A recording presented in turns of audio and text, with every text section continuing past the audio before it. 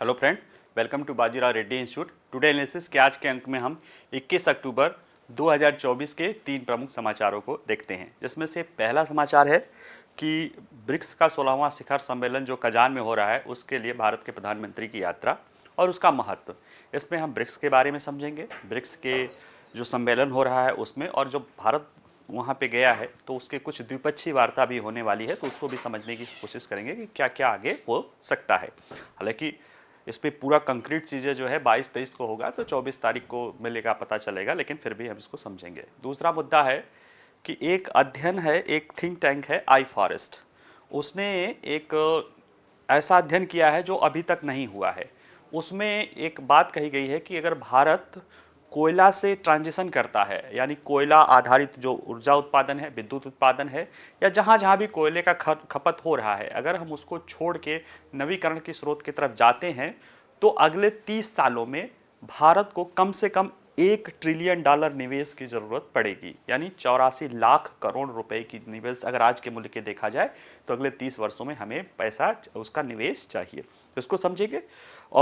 और वो भी ट्रांजिशन मतलब जस्टिफिएबल ट्रांजिशन, न्यायिक परिवर्तन जो होगा उसको हम समझने की कोशिश करेंगे कि न्यायिक परिवर्तन क्या है। तो एक नया अध्ययन है, इस तरह का पहली बार अध्ययन आया है कि हमें अगर कोयले से हटना है तो $1 ट्रिलियन या 84 लाख करोड़ चाहिए। तीसरा न्यूज़ है वो ये है कि भारत द्वारा जो अपने लक्ष्य के लिए ग्रीन एनर्जी का, जो नवीकरण ऊर्जा का, रिन्यूएबल एनर्जी का लक्ष्य 2030 है, उसकी प्राप्ति के लिए जो हम सोलर पे ज़्यादातर डिपेंड हैं, उसके लिए जो है हमारा जो आयात है वो सालाना आयात $30 अरब तक हो सकता है अगर हम उसको पार करने की कोशिश करते हैं। ये एक JTRI संस्था है, ग्लोबल ट्रेड रिसर्च इंस्टीट्यूट, एक थिंक टैंक है, जिसके द्वारा ये बातें कही गई है कि ये निर्भरता खासतौर से चीन पे हमारे लिए बढ़ती जा रही है, और इसके लिए उसने कुछ सुझाव बताए हैं। ठीक है, आइए जरा देखते हैं 16वां ब्रिक्स सम्मेलन। देखिए, ब्रिक्स सम्मेलन 2024 कजान में हो रहा है।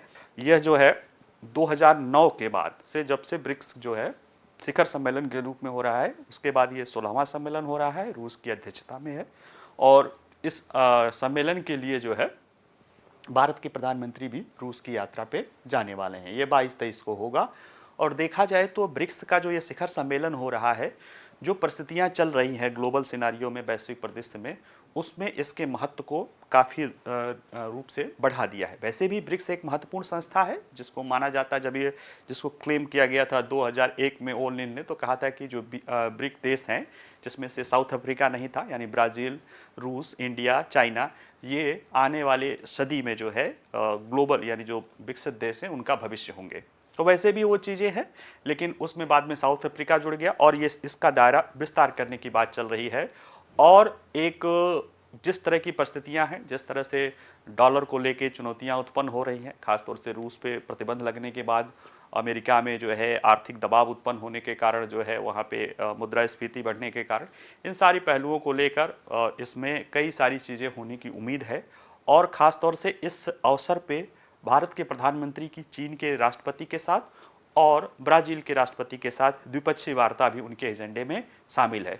चीन के साथ हमारे संबंध बहुत अच्छे नहीं हैं, लेकिन उम्मीद है कि इससे बर्फ़ पिघलने की जो है संभावना देखी जा सकती है। जहाँ तक ब्राज़ील की बात है, ब्राज़ील इसी अगले महीने जो है जो G20 का सम्मेलन हो रहा है उसका अध्यक्ष है, और उसके साथ जो है भारत उसकी ट्रोकिया होता है कि जो पिछला अध्यक्ष रहा है, जो वर्तमान अध्यक्ष है, और जो आगे वाला अध्यक्ष है उसका एक मेंबर है, तो इसलिए भी वो महत्वपूर्ण है।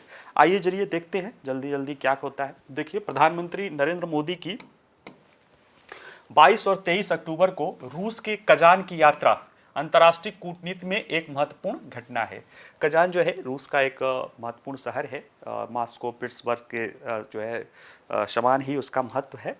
और यहाँ पे 16वां ब्रिक्स शिखर सम्मेलन हो रहा है, और साथ ही साथ जो प्रधानमंत्री की यात्रा है, ये शिखर सम्मेलन में तो जाएंगे ही जाएंगे। उनकी राष्ट्रपति शी जिनपिंग, यानी चीन के राष्ट्रपति शी जिनपिंग और ब्राज़ील के राष्ट्रपति लुइज इनासीओ लूला डा सिल्वा के साथ जो है कई द्विपक्षीय जो है यह चर्चा भी होगी। ऐसे में ये जो इसके परिणाम होंगे इन बैठकों के, यानी जो बहुपक्षीय बैठक है ब्रिक्स की और जो द्विपक्षीय बैठक होंगे, वो कहीं न कहीं भारत की जो भू राजनीतिक है या जियोपॉलिटिक्स है उसको महत्वपूर्ण रूप से आकार दे सकते हैं, ऐसा माना जा रहा है। पहले थोड़ा सा हम सबको समझने के पहले यही जान लें कि ब्रिक्स की उत्पत्ति और विकास कैसा हुआ है।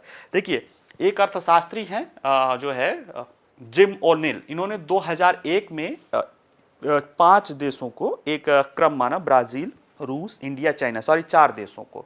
इनकी इन 4 देश जो है इसको जो है मिला के उन्होंने ब्रिक कहा था और कहा था कि ये इनकी फ्यूचर में ग्रोथ प्रोस्पेक्टिव है और आगे आने वाला समय यही जो है दुनिया को दिखाई देगा। बाद में इसमें साउथ अफ्रीका भी जुड़ गया, तो जो ब्रिक्स है उसमें साउथ अफ्रीका भी शामिल है। लेकिन शुरुआत में ये 4 ही देश थे, उनको क्वाइन करके नाम दिया गया था। देखा जाए तो इसमें से 3 देश जो है, 2 देश एशिया के हैं, एक देश जो है वो एशिया यूरोप का, यूरेशिया का मानता है, अपने को यूरोप का भी मानता है, कभी भी एशिया तो है ही है। और साउथ अफ्रीका जो है अफ्रीका महाद्वीप का है, ब्राज़ील जो है दक्षिणी अमेरिका महाद्वीप का है। तो यूरोप और उत्तरी अमेरिका को छोड़ दिया जाए तो इसमें सभी देशों, सभी महाद्वीपों के लोग इसमें शामिल है। ऑस्ट्रेलिया को भी आपको छोड़ दिया जाए, यानी देखा जाए जो ग्लोबल नॉर्थ के देश हैं उनको छोड़ दिया जाए तो बाकी का ये प्रतिनिधित्व करता है। और इसीलिए कई लोग इसे एंटी वेस्ट कहते हैं, जबकि भारत के प्रधानमंत्री इसे जो है नॉन वेस्ट कहते हैं कि ये वेस्ट से अलग की एक अवधारणा है, वेस्ट का विरोधी नहीं है। वेस्ट की जो अवधारणा या पश्चिम देशों की जो ग्लोबल नॉर्थ की अवधारणा है उसके विकल्प के रूप में है, उसका विरोधी नहीं है। तो देखिए, इसमें 2001 में ये बात थी, 2010 में दक्षिण अफ्रीका इसमें शामिल हो गया और इसका नाम ब्रिक्स से ब्रिक्स पड़ गया। 2009 से इसका पहली बार इसका शिखर सम्मेलन हुआ था, उसके बाद से लगातार शिखर सम्मेलन हो रहा है। तो 2024 का जो है ये 16वां इसका शिखर सम्मेलन है। 2011 के बाद से इसमें वार्षिक शिखर सम्मेलन के साथ कई वर्किंग ग्रुप भी होते हैं जो आर्थिक विकास और इन सारी बात करते हैं। एक महत्वपूर्ण डेवलपमेंट जो है 2014 में हुआ था, न्यू डेवलपमेंट बैंक के रूप में, ब्रिक्स बैंक जिसे कहा जाता है, जिसकी जो है मुख्यालय शंघाई में है। और ये कहीं न कहीं विकासशील देशों में टिकाऊ परियोजनाओं के वित्त पोषण को लेकर जो है ये भागीदार रहा है। अब अगर हम देखें कि ब्रिक्स है तो उसके 3 आधार स्तंभ हैं जिनके पर वो काम करता है। पहला है वित्तीय और आर्थिक सहयोग, ये उसका सबसे केंद्रीय भूमिका है। यानी पहली जो ब्रिक्स की अवधारणा है वो लाई ही गई थी आर्थिक अवधारणा को लेके। तो इसमें व्यापार, निवेश और सतत विकास को बढ़ावा देने की बात की जाती है, ये जो वित्तीय और आर्थिक सहयोग में है। दूसरा स्तंभ है राजनीतिक और सुरक्षा सहयोग, ये भी इसमें समय के साथ साथ जुड़ने लगा है। तो वैश्विक मुद्दों पर समकालीन चर्चा के लिए भी एक मंच के रूप में प्रकट होता है जिसका लक्ष्य वैश्विक स्थिरता और सुरक्षा, ग्लोबल स्टेबिलिटी एंड सिक्योरिटी के लिए जो है भी ये काम, इस पे चर्चा होती है। मेनली तो वित्तीय और आर्थिक सहयोग है, लेकिन इसके लिए भी चर्चा होती है और साथ ही साथ इसमें सांस्कृतिक और लोगों से लोगों के जुड़ाव का या आदान प्रदान का भी पहलू शामिल होता है। तो ये ब्रिक्स की जो भी मीटिंगें होती हैं, इन्हीं 3 आधार स्तंभों को आप उसमें देखेंगे कि इन्हीं 3 आधार स्तंभों के इर्द गिर्द वो घूमती हुई रहती है, जिसमें पहला है वित्तीय और आर्थिक सहयोग, फिर इसमें सुरक्षा और राजनीतिक सहयोग मुद्दे भी रहते हैं और सांस्कृतिक और पीपल टू पीपल कनेक्टिविटी की भी बात उसमें की जाती है। हाँ, जहाँ तक देखें कि 16वां ब्रिक्स सम्मेलन और ये वैश्विक सुधारों के लिए एक मंच कैसे प्रदान कर रहा है, क्योंकि चूंकि ये सम्मेलन में हम उम्मीद कर रहे हैं कि ब्रिक्स से कुछ ऐसी चीज़ आएगी, क्योंकि इसकी जो थीम है महत्वपूर्ण है।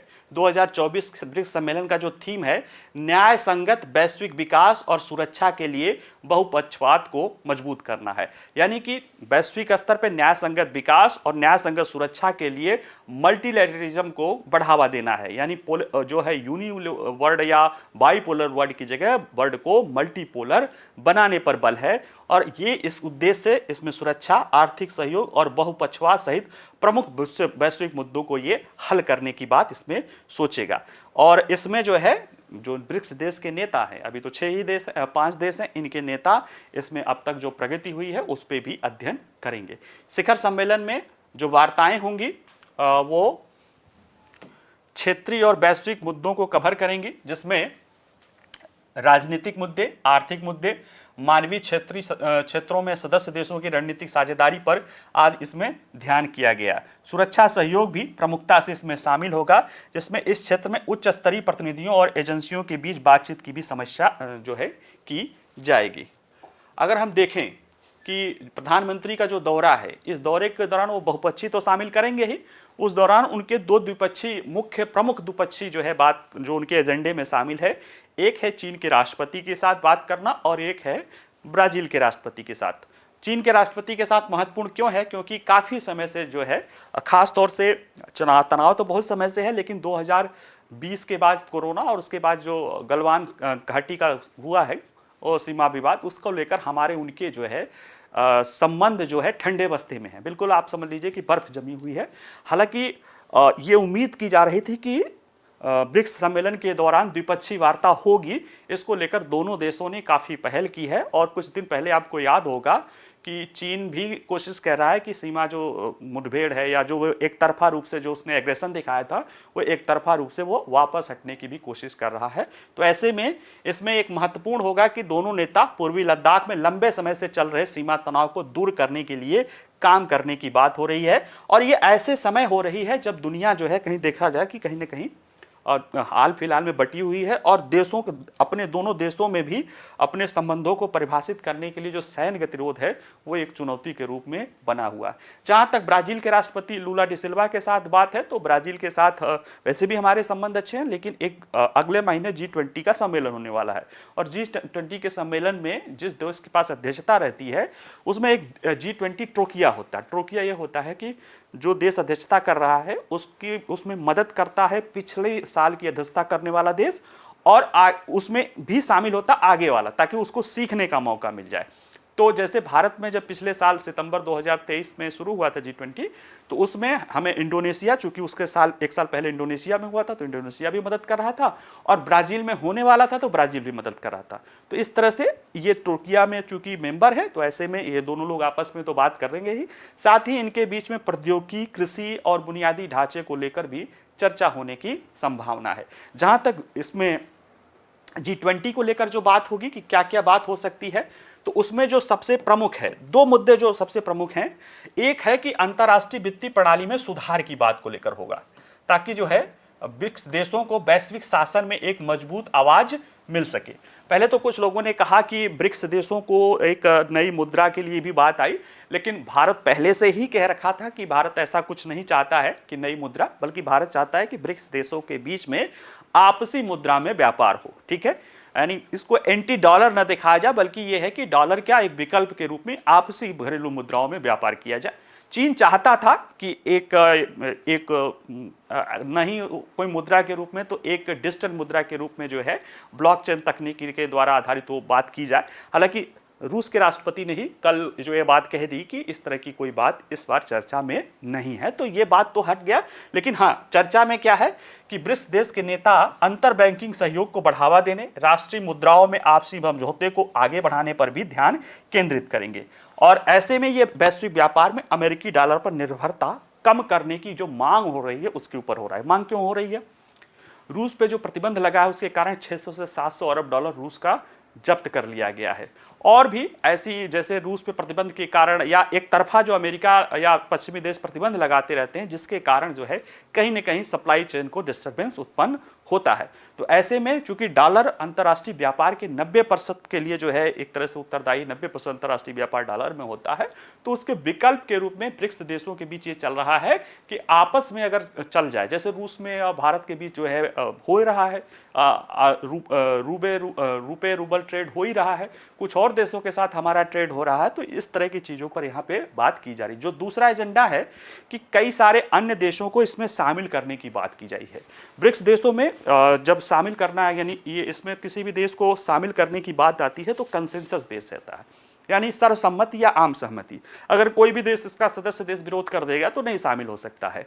अब भारत वैसे चाहता है कि इसके दायरे को बढ़ाया जाए, काफ़ी देशों को न्योता दिया है कि इसके दायरे को बढ़ाया जाए, खासतौर से ग्लोबल साउथ का, क्योंकि भारत ग्लोबल साउथ का आवाज़ है। लेकिन चीन चाहता है कि पाकिस्तान इसमें शामिल हो, जिसका भारत विरोध कर रहा है। तो खैर वो अब जो भी बात आएगी वो देखा जाएगा, लेकिन कहीं ना कहीं ये मामला ये है कि इसको बढ़ाया जाए, ताकि ग्लोबल साउथ का नेतृत्व जो है, ग्लोबल साउथ की ताकत के रूप में जो है ब्रिक्स एक अल्टरनेटिव मॉडल के रूप में, विरोधी नहीं लेकिन एक अल्टरनेटिव मॉडल के रूप में उभर सके। भविष्य के लिए ब्रिक्स का विजन देखा जाए तो देखिए, राष्ट्रपति पुतिन का कहना था अभी जो बिजनेस फोरम में वो बोल रहे थे कि ब्रिक्स वैश्विक वस्तुओं के निर्यात का लगभग 1/4 हिस्सा है, यानी जो वस्तुओं का निर्यात होता है, सेवाओं का नहीं, वस्तुओं का निर्यात। और खासतौर से यहाँ पे जो निर्यात होता है, ये जो ब्रिक्स देश है उसमें से ऊर्जा, धातु और खाद्य, ये तीन ऐसे पहलू हैं जो है कहीं ना कहीं इन प्रमुख बाजारों में ब्रिक्स का प्रभुत्व है। और यह रेखांकित किया कि सस्टेनेबल डेवलपमेंट के लिए ये तीनों बहुत ही आवश्यक तत्व हैं जिससे इनकार कोई नहीं कर सकता है। और साथ ही साथ राष्ट्रपति पुतिन ने कहा कि वैश्विक व्यापार और आर्थिक संरचनाओं को नया रूप देने के लिए ब्रिक्स क्षमता पर वो कह रहे हैं कि ब्रिक्स पहले से ही वैश्विक अर्थव्यवस्था में एक महत्वपूर्ण भूमिका निभा रहा है और निसंदेह भविष्य में भी इसका हम प्रभाव बढ़ेगा। भारत ने ब्रिक्स के विस्तार का समर्थन किया है, लेकिन जैसे हमने कहा कि जब मामला पाकिस्तान का आएगा तो ये कहीं ना कहीं भारत के लिए फिर चिंता का विषय बन जाएगा। तो ऐसे में एक चुनौती, इसको अभी छोड़ देते हैं, लेकिन लोग कह रहे हैं कि ये भी भारत तो चाह रहा है कि ज़्यादा से ज़्यादा लोग शामिल हो जाएं, लेकिन पाकिस्तान का मुद्दा देखिए उसको क्या करने देता है। ठीक है, अगला जो न्यूज़ है वो ये है कि एक थिंक टैंक है आई फॉरेस्ट, उसका एक अध्ययन आया है और उसका अध्ययन जो है भारत के कोयला उत्पादक राज्यों के 4 जिलों में और उसी तरह के जो है वैश्विक स्तर पे जो कार्य हुए हैं उनको मिला के अध्ययन किया गया है। और इसमें यह बात कहा गया है कि कोयला को हम समाप्त करना चाहते हैं अगले 30-40 साल में, चूँकि हम ग्लोबल नेट ज़ीरो की तरफ जाना चाहेंगे। तो भारत सरकार का भी है कि 20-30 साल के बाद हम 20-30 साल तक मैक्सिमम कोयला को चलाएंगे, जितना हम उसका उपयोग कर सकते हैं।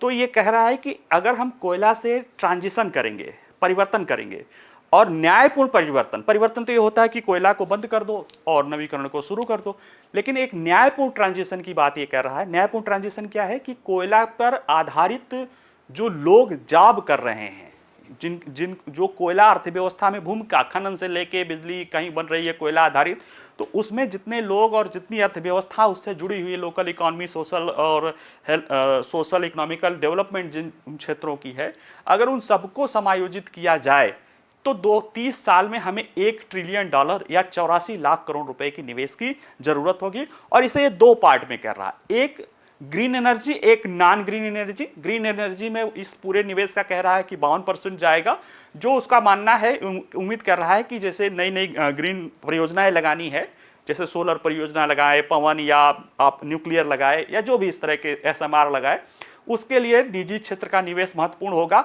और जो 48% खर्च आएगा वो जो कोयला के बंद करने के कारण जो लोगों की रोजगार जाएगी, जो वहाँ का अर्थव्यवस्था प्रभावित होगा, उनको मजबूत करने के लिए और उन्हें नए रूप से एम्प्लॉयबल बनाने के लिए 48% तक खर्चा आ सकता है, जो कि सरकार द्वारा वहन करने की संभावना है। ये इस पूरे रिपोर्ट की मोटी मोटी बातें हैं, जरा देखते हैं। तो देखिए, पर्यावरण थिंक टैंक आई फॉरेस्ट, इसने अपनी तरह के पहले अध्ययन में, ये इस तरह का पहला अध्ययन है जिसमें अनुमान लगाया गया है कि अगले 30 वर्षों में भारत को न्याय संगत दृष्टि से कोयला खनन और ताप विद्युत संयंत्रों से दूर जाने के लिए $1 ट्रिलियन, 1 ट्रिलियन होता है 1000 बिलियन डॉलर, ठीक है, बिलियन माने अरब, 1000 अरब डॉलर, या उसको मोटे तौर पे करेंगे, वर्तमान में 84 रुपए है $1 की कीमत, तो 84 लाख करोड़ रुपए जो है इसकी आवश्यकता, इससे अधिक की ही आवश्यकता होगी अगर न्यायपूर्ण ढंग से, न्याय संगत ये है, जस्टिफेबल ढंग से अगर हम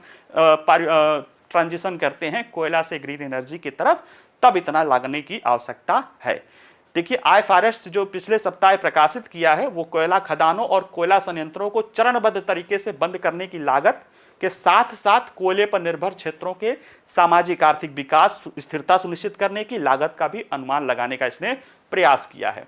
वर्तमान में भारत की वाणिज्यिक ऊर्जा आवश्यकताओं का लगभग 55% कोयले से आता है और टोटल विद्युत उत्पादन का 70% जो है वो कोयले उत्पादन से आता है। तो ये देखना है कि हमें अभी जो 55% ऊर्जा आवश्यकता और विद्युत का 70% कोयले से आता है, इसको मिटिगेट करने के लिए हमें ग्रीन एनर्जी की जरूरत पड़ेगी। साथ ही साथ इन दोनों क्षेत्र में भारत के विभिन्न जिलों में प्रत्यक्ष और अप्रत्यक्ष रूप से बड़ी संख्या में लोग क्या कर रहे हैं, रोजगार भी प्राप्त कर रहे हैं। ऐसे में इन विकास में जो इनकी महत्वपूर्ण भूमिका होती है उसको भी लेकर इसको करने की जरूरत है।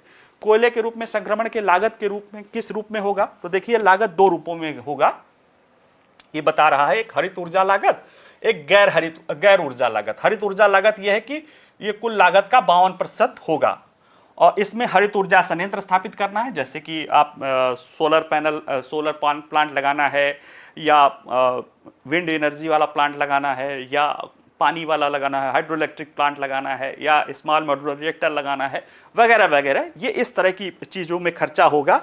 और इसके बिजली के अन्य स्रोतों के माध्यम से मौजूदा थर्मल पावर प्लांट को फिर से चालू करने और बिजली ग्रिड के उन्नयन की लागत भी शामिल है। तो ये सारी चीज़ें इसमें 52% खर्चा होने की उम्मीद है।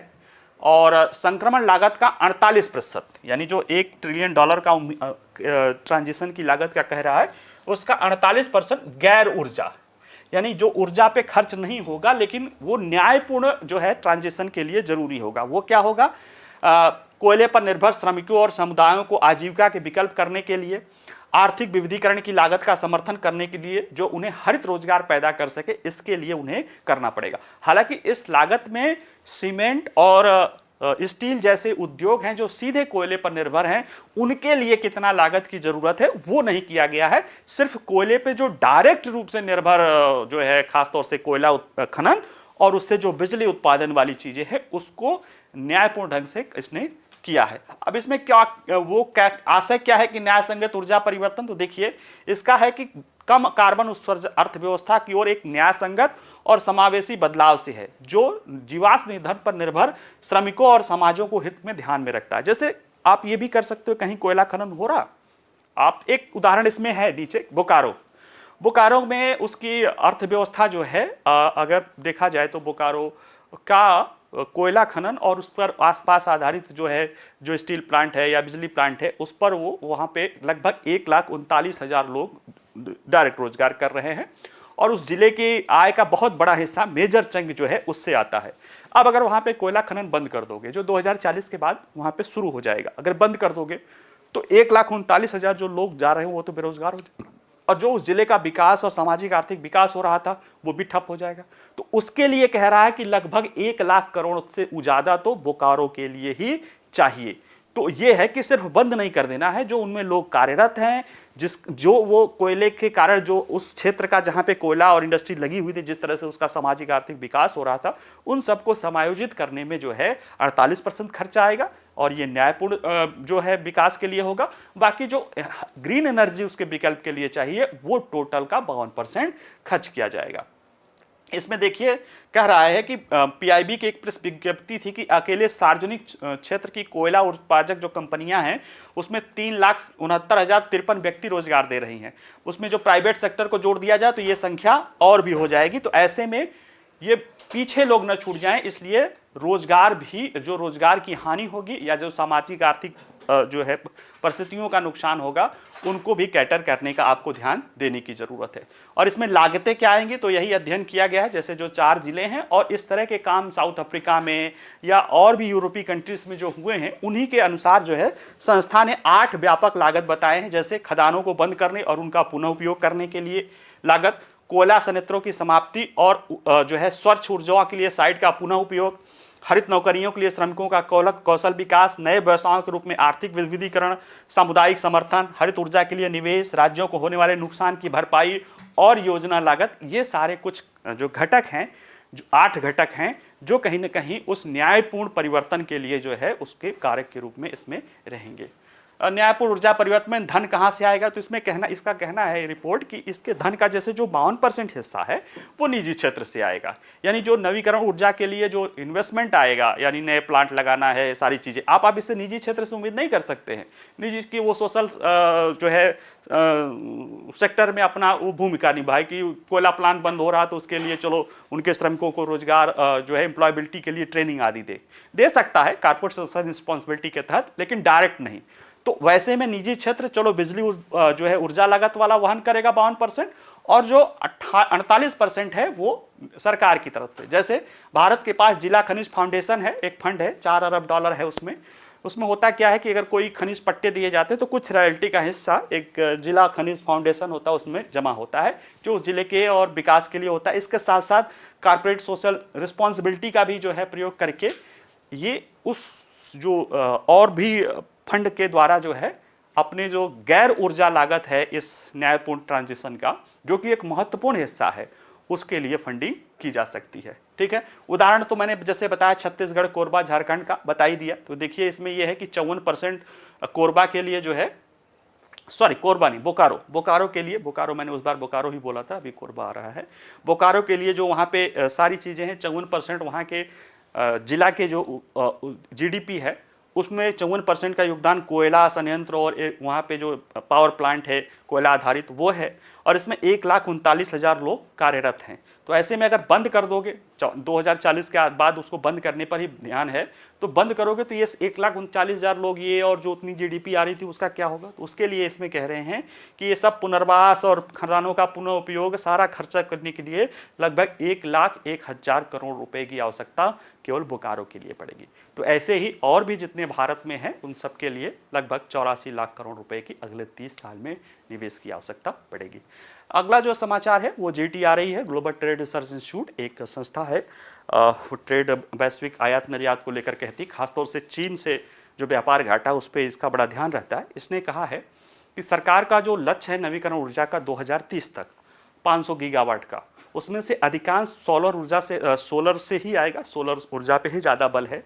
लेकिन उसके कारण भारत का जो आयात है वो हर वर्ष 30 अरब डॉलर तक पहुंच सकता है, जो कि भारत के लिए एक चिंता का विषय है, क्योंकि ये ज़्यादातर इसमें से 80-85% या 80% के आसपास चीन से ही रहेगा, जिससे हमारा एडवर्स रिलेशन है। तो इसके लिए उसने कुछ उपाय भी बताए हैं और ये जो कह रहा है उसके लिए कुछ कारण भी बताए हैं। तो देखिए, ग्लोबल ट्रेड रिसर्च इनिशिएटिव ने कहा कि 2030 तक 500 गीगावाट अक्षय ऊर्जा क्षमता स्थापित करने के लिए भारत का जो महत्वाकांक्षी लक्ष्य है, ये सौर उपकरणों को लेकर चीन पर भारी निर्भरता के कारण वार्षिक 100 उपकरण आयात लगभग 30 अरब डॉलर तक पहुंचा सकता है। और इस GTRI ने कहा इसके लिए भारत को अपना आत्मनिर्भर होना पड़ेगा, और इसके लिए सोलर पैनल और उससे जुड़े हुए जो इकोसिस्टम है या जो भी चीज़ें ज़रूरी है उसके लिए यहाँ पे निर्माण को विकसित करने के लिए पहल करनी पड़ेगी। और इसमें ज़रूरी होगा तो वो US, जापान जैसे लाइक माइंड देशों के साथ सहयोग भी कर सकता है। इसमें जो बताया गया है कि नवीकरण ऊर्जा लक्ष्य की प्राप्ति और सौर उपकरण का बढ़ता आयात कैसे कह रहा, तो कह रहा देखिए 2023-24 में भारत ने 55 गीगावाट यानी 15 गीगावाट 15,000 मेगावाट सौर क्षमता जोड़ा है, और कुल क्षमता हमारा 90.8 गीगावाट हो गया है, और 2004 में 2.8 गीगावाट था। तो ये काफ़ी अच्छा लग रहा है कि 14 से 2014 में 2.8 गीगावाट था, और यहाँ पे एक साल में जो है 15 गीगावाट बढ़ गया। लेकिन अगर आपको 500 गीगावाट चाहिए तो उसके लिए आपको हर साल उसका ज़्यादा से ज़्यादा सोलर से ही होगा, हर साल 65 से 70 गीगावाट जो है आपको जोड़ना पड़ेगा। और ऐसे में ये इतना महत्वाकांक्षी लक्ष्य है कि आपको इसको प्राप्त करने के लिए जितने बड़े पैमाने पे चाहिए, आपको हर साल आपका आयात लगभग 30 अरब डॉलर तक बढ़ सकता है। जैसे क्यों कह रहे हैं, 23-24 में 7 अरब डॉलर का सोलर पैनल हमने आयात किया, जिसमें से चीन की हिस्सेदारी 62.6% थी। 15 गीगावाट किया तो उसमें 7 अरब डॉलर, अगर 65 करोगे तो 28-30 तो अपने आप सीधे सीधे आ रहा है, और उसमें भी लगभग 60% से ज़्यादा चीन की हिस्सेदारी है। तो वो 30 का लगभग 27-28 अरब डॉलर तो हम चीन से केवल सौर उपकरण का ही आयात करेंगे अगर उसको प्राप्त करना है, अगर ध्यान नहीं दिया गया। क्यों? क्योंकि चीन का इसके उत्पादन पे प्रभुत्व है। पॉलीसिलिकॉन उत्पादन जो उस पर लगाने के लिए किया जाता है उसका 97%, सौर मॉड्यूल का 80% जो है वहाँ पे हो रहा है। और ऐसे में भारत ने पहल की है कि अपने यहाँ PLI स्कीम तक सोलर पैनल को लगाने की, लेकिन वो सफल नहीं हो पा रही है, क्योंकि भारत में जो भी अभी देख रहे हैं कि सौर सेल और इन्वर्टर है उसके लिए 4.4 बिलियन डॉलर का आयात करना पड़ा। क्यों? क्योंकि भारत में ज़्यादातर जो सोलर पैनल बना रहे हैं वो अपने रॉ मटेरियल के लिए, यानी जो उसको बनाने के लिए वो केवल असेंबलिंग कर रहे हैं, उसका 90% तक जो है वो आयात कर रहे हैं, लगभग 10-15% यहाँ पे उसमें वृद्धि हो रही है। कुछ ही कंपनियां हैं जो वाणिज्यिक कंपनियां जो सोलर पैनल सेल बना रही हैं, लेकिन इसमें कह रहा है कोई भी घरेलू सामग्री का उपयोग करके सोलर सेल का उत्पादन नहीं कर रही है। ये एक बड़ी चिंता का विषय है। तो कैसे कम आवश्यक क्या किया जा सकता है कि भारत को जो सिलिका शोधन है, सिलिका को रिफाइनिंग करो और उसमें सोलर सेल के उत्पादन यानी जो रॉ मटेरियल है ना उस पर भी काम करने की आपको ज़रूरत है। साथ ही में जो एल्युमिनियम फ्रेम या ग्लास जैसी प्रमुख सामग्री हैं इसके घरेलू उत्पादन के महत्व को बढ़ावा देने की आवश्यकता है, क्योंकि ये वो चीज़ है जिसमें हम कम से कम